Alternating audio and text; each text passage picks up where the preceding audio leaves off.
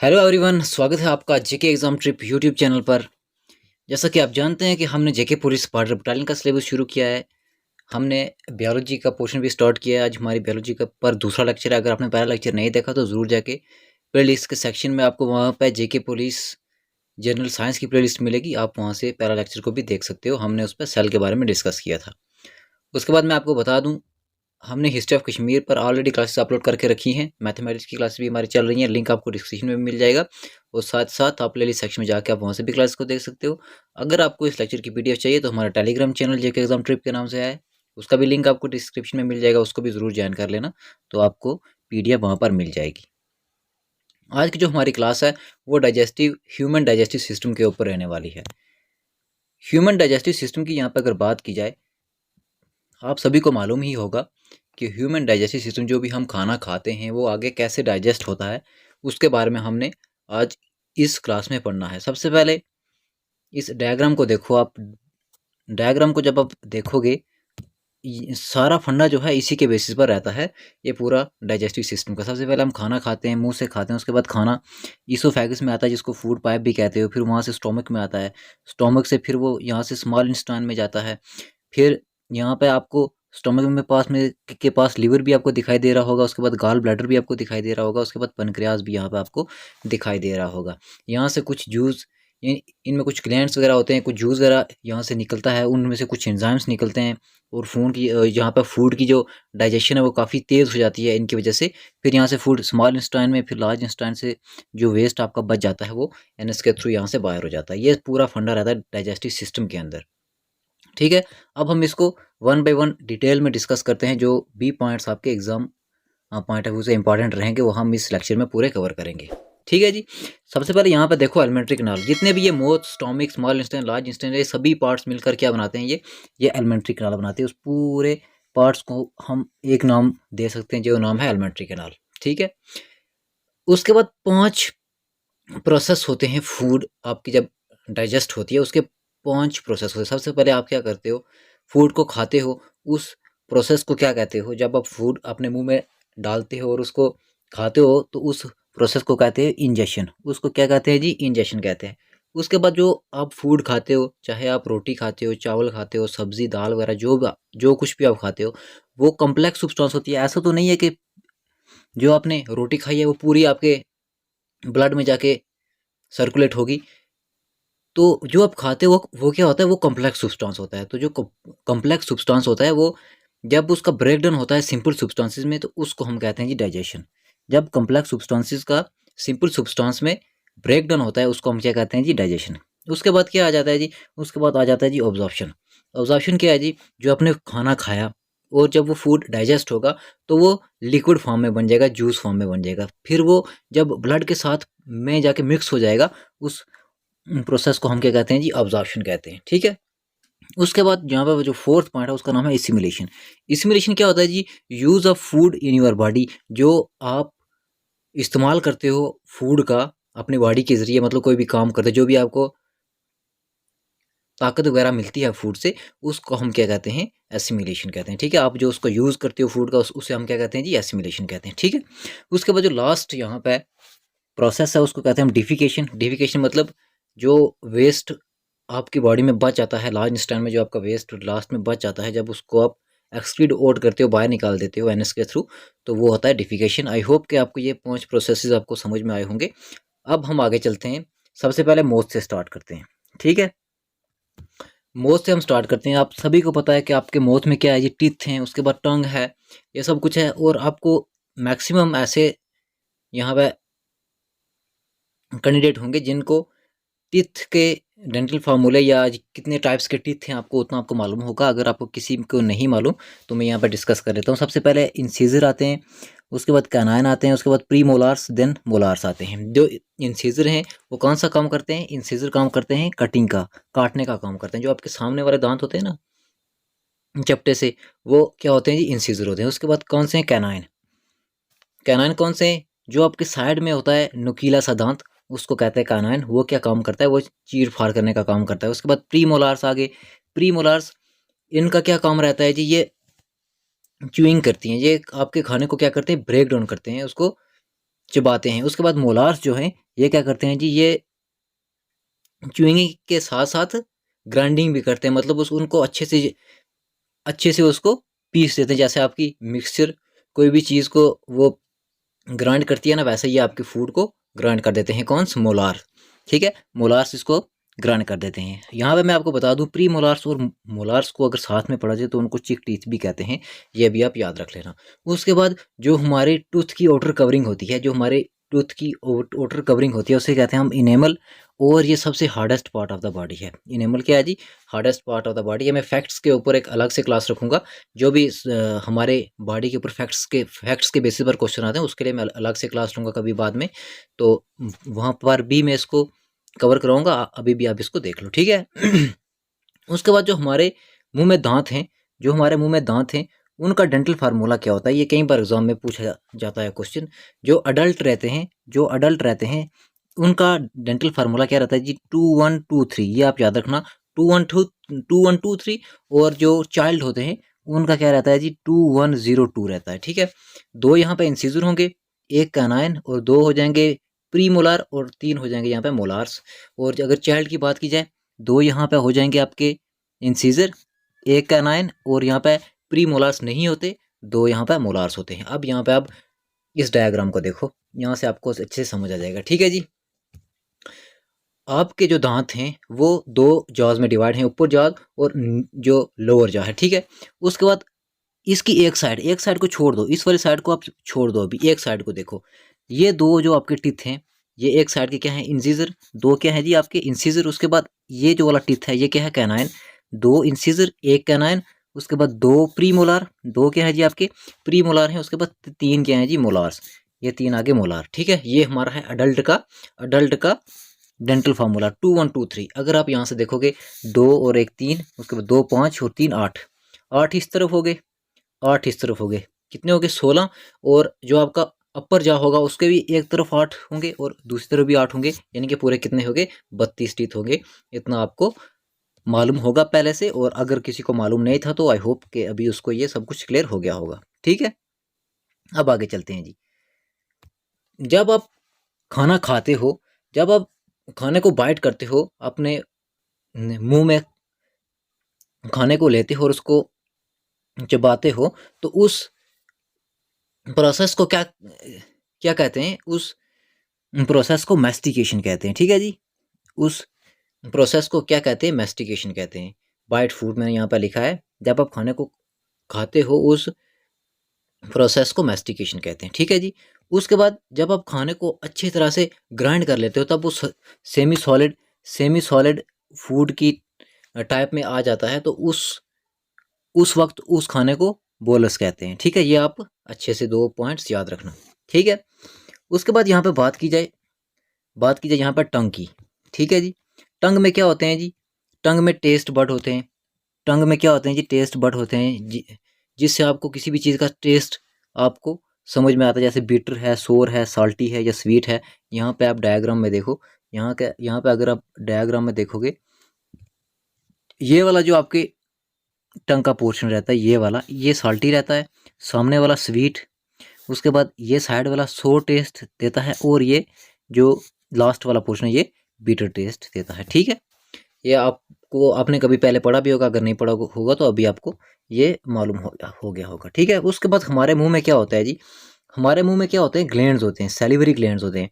ये तीन पेयर के होते हैं, और सबसे बड़ा जो ग्लैंड होता है उसको कहते हैं जी पैरोटिड ग्लैंड। उसको क्या कहते हैं ये आप याद रखना। सबसे बड़ा जो है उसको कहते हैं पैरोटिड ग्लैंड। ये पेयर्स में होते हैं। उसके बाद दो और होते हैं ग्लैंड, ये इतने इंपॉर्टेंट नहीं है, नाम इनके आप देख लेना ऐसे। अगर अगर कहीं एग्जाम में आ गए कि ये ग्लैंड किस जगह पर है, तो आप यहाँ से आंसर कर पाओगे, ठीक है। हमने क्या पढ़ा कि मुंह में होते हैं सैलिवरी ग्लैंड्स। सैलिवरी ग्लैंड से क्या निकलता है जी? सैलिवरी ग्लैंड सिक्रीट करता है सलाइवा। सैलिवरी ग्लैंड क्या करता है जी? सलाइवा को सिक्रीट करता है, सलाइवा को सिक्रीट करता है। और मैंने आपको क्या बोला कि ये तीन पेयर, इसके तीन पेयर्स होते हैं हमारे मुंह में, और लार्जेस्ट कौन सा होता है? पैरोटिड ग्लैंड लार्जेस्ट ग्लैंड होता है। इन ग्लैंड्स में से क्या निकलता है? इन ग्लैंड में से निकलते हैं इंजाइम्स। इंजाइम्स मतलब, इंजाइम्स आप ऐसे मान के चलो, अगर आपके अगर आपकी बॉडी में एंजाइम्स नहीं होंगे, जो आपका फूड डाइजेस्ट हो जाता है लगभग 4-5 घंटे के अंदर, वो जल्दी डाइजेस्ट नहीं होगा, उसमें काफ़ी 2-3 दिन लग जाएंगे।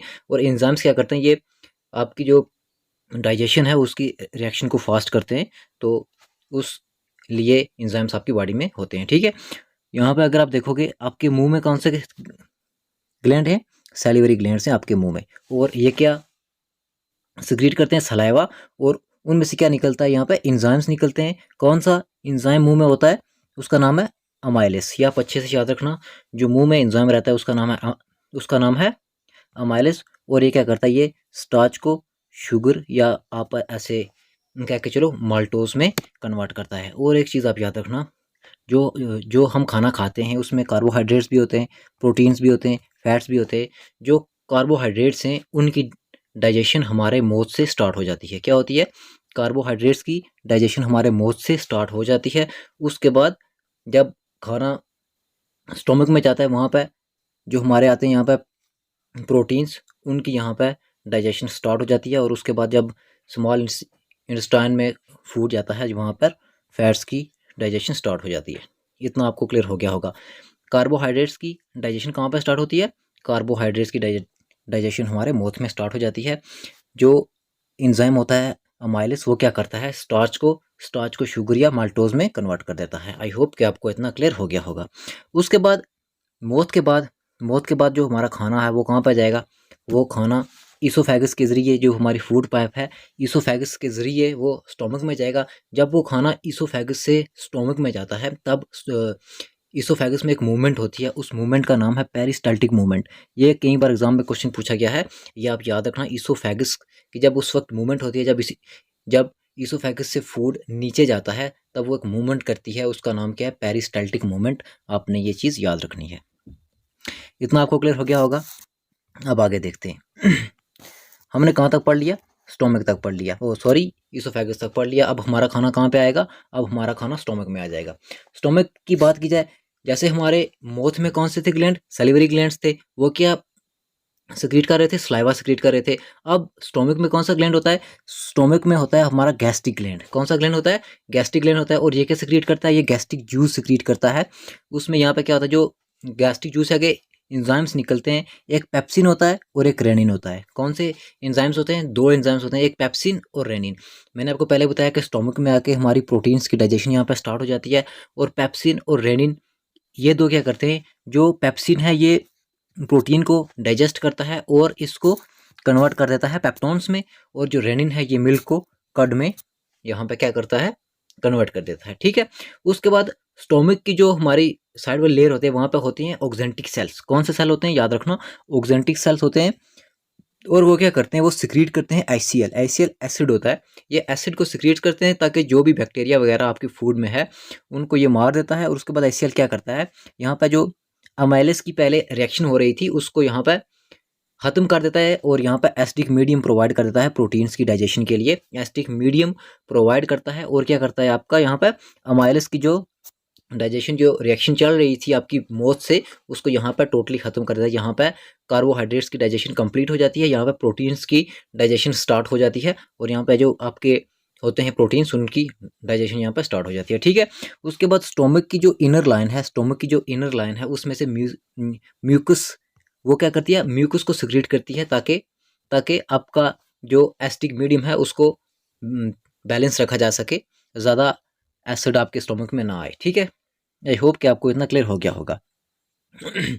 जब खुराक आपकी जब आपकी खुराक स्टोमक तक पहुंचती है, उस वक्त उसका नाम क्या पड़ जाता है, आप याद रखना, उसका नाम पड़ जाता है कायम। अब यहाँ पर देखो आप स्टोमक की डायग्राम देखो आप, ये थी आपकी ईसोफेगस और स्टोमक जिस जॉइंट से, जिस पॉइंट पे एक जुड़े होते हैं, उस पॉइंट का नाम क्या है जी, कार्डिया, उस पॉइंट का नाम है। और उसके बाद स्टोमक और स्मॉल इंटेस्टाइन जिस पॉइंट के साथ जुड़े होते हैं उसका नाम क्या आता है जी, पाइलोरस नाम होता है। ये आप दोनों याद रख लेना, ये इंपॉर्टेंट है। उसके बाद हम आगे पढ़ेंगे स्मॉल इंटेस्टाइन के बारे में। स्मॉल इंटेस्टाइन आप यहाँ पर अगर देखोगे, स्मॉल इंटेस्टाइन के 3 पार्ट होते हैं। कौन कौन से, ड्यूडेनम, जेजुनम और इलियम। स्मॉल इंटेस्टाइन के 3 पार्ट होते हैं। कौन कौन से, ड्यूडेनम, जेजुनम और इलियम। अब वन बाय वन हम इनके बारे में डिस्कस करते हैं। हमने अभी क्या पढ़ा, हमने अभी तक पढ़ा माउथ में हमारे कार्ब्स की डाइजेशन स्टार्ट हो जाती है, स्टोमक में आके प्रोटीन की यहाँ पे जो डाइजेशन है वो स्टार्ट हो जाती है। अब लास्ट पे हमारा स्मॉल इंटेस्टाइन में रह गई जी फैट्स। अब फैट की डाइजेशन कहाँ पे होगी? फैट्स की डाइजेशन कहाँ पे होगी? स्मॉल इंटेस्टाइन में होगी। मैंने आपको अभी क्या बताया कि ये 3 पार्ट्स में डिवाइड होती है स्मॉल इंटेस्टाइन। किस किस में? डिड्यूनम, उसके बाद जिजेनम और इलियम में। ठीक है, अब आपने यहाँ पे आपने पहले क्या देखा था कि स्मॉल इंटेस्टाइन के पास में क्या था? स्मॉल इंटेस्टाइन के पास में ग्लैंड्स थे, लीवर था, पनक्रियाज था, उसके बाद कौन सा था? गॉल ब्लैडर था। अब जो लीवर है, लीवर क्या करता है यहाँ पे? लीवर क्या करता है? ये बाइल जूस यहाँ पर सिक्रीट करता है और एसिडिक मीडियम जो स्टोमक में एसिड वगैरह था, जो एसिडिक मीडियम वहाँ पे बना हुआ था, उसको ख़त्म करता है और उसको एल्कलीन में कन्वर्ट कर देता है। और उसके बाद जो बाइल जूस जो निकलता है लीवर से, वो पहले गॉल ब्लैडर में स्टोर रहता है और जब उसकी ज़रूरत पड़ती है तो वो स्मॉल इंटेस्टाइन में एंटर करता है। ठीक है, इतना आपको क्लियर हो गया होगा। ठीक है, अब जो लीवर है हमारा, ये लार्जेस्ट ग्लैंड है बॉडी का, ये आप याद रखना। उसके बाद जो पनक्रियाज है, पनक्रियाज क्या करता है जी? ये सेकंड लार्जेस्ट ग्लैंड है और इससे पनक्रियाटिक जूस निकलता है, जो कंप्लीट डाइजेस्टिव जूस भी जिसे कहते हैं। ये भी आप याद रखना कि पनक्रियाटिक जूस को कंप्लीट डाइजेस्टिव जूस भी कहते हैं। पनक्रियाटिक जूस से आगे क्या निकलते हैं?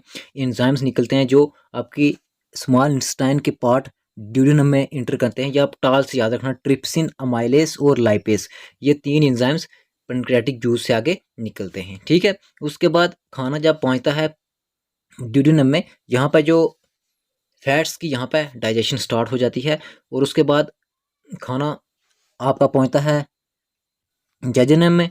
यहाँ पे 5 किस्म के एंजाइम्स होते हैं, आप उनके नाम याद रखना। सबसे पहले सुक्रोज, माल्टोस, इरिप्सिन, लैक्टोज और लाइपेस।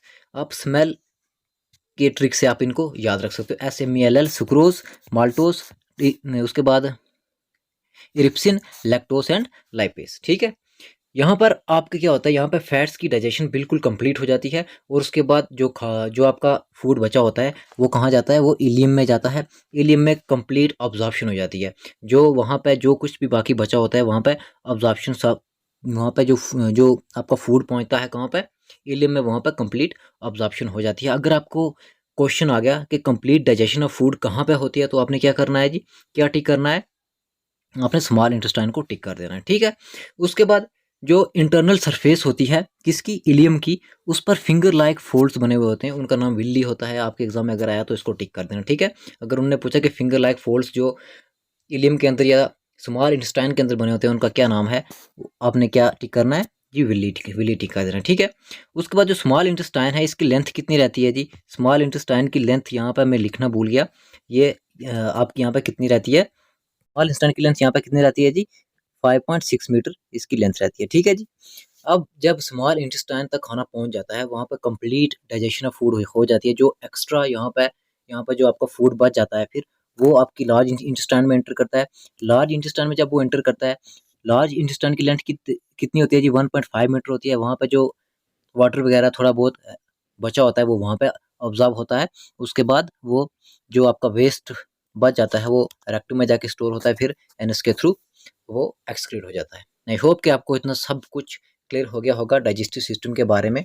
जो यहाँ पे पूरा हमने पढ़ा कि कैसे खाना कहाँ से कहाँ जाता है, फिर उसके बाद कौन कौन से एंजाइम्स यहाँ पे एंटर करते हैं, सब कुछ आपको ये क्लियर हो गया होगा। ठीक है, अब यहाँ पे देखो, जो पेनक्रियाटिक जूस में से एंजाइम्स निकल रहे थे, कौन कौन से? Trypsin, amylase, lipase.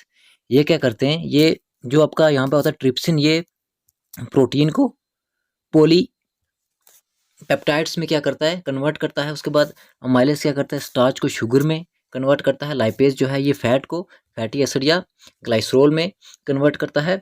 उसके बाद जूस आपके निकलते हैं वहाँ से, वो कौन कौन से हैं? सुक्रोज, माल्टोस, इरिप्सिन, लाइपेस और लैक्टोस। ये क्या करते हैं जी? सुक्रोज जो है ये सुक्रोज को ग्लूकोज में कन्वर्ट करता है। उसके बाद माल्टोस क्या करता है जी? ये माल्टोस को ग्लूकोज में कन्वर्ट करता है।